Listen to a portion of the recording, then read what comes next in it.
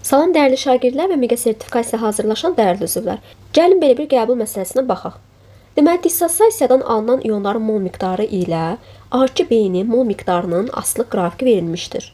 Qrafikdən göründüyü kimi A2B-nin mol miqdarı 0,2 olduqda dissosiasiyadan əmələ gələn A ionlarının mol miqdarı Y-dir.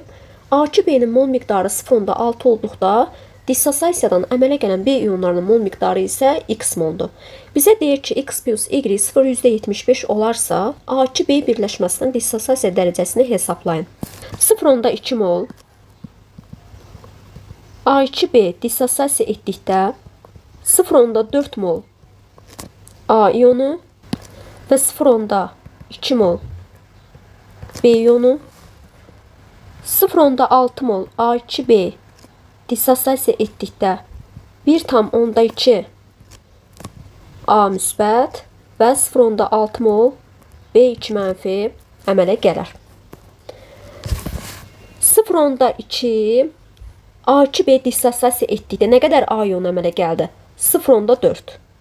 0,6 mol A2B dissosiasiya etdikdə 0,6 mol B ionu əmələ gəlir. Düzdürmü?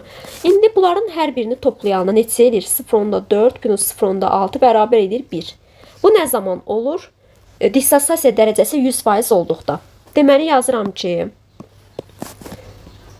1 mol ion əmələ gəlir. Dissosiasiya dərəcəsi 100% olduqda X plus Y 0,75 olarsa, dissosiasiya dərəcəsi neçə olar?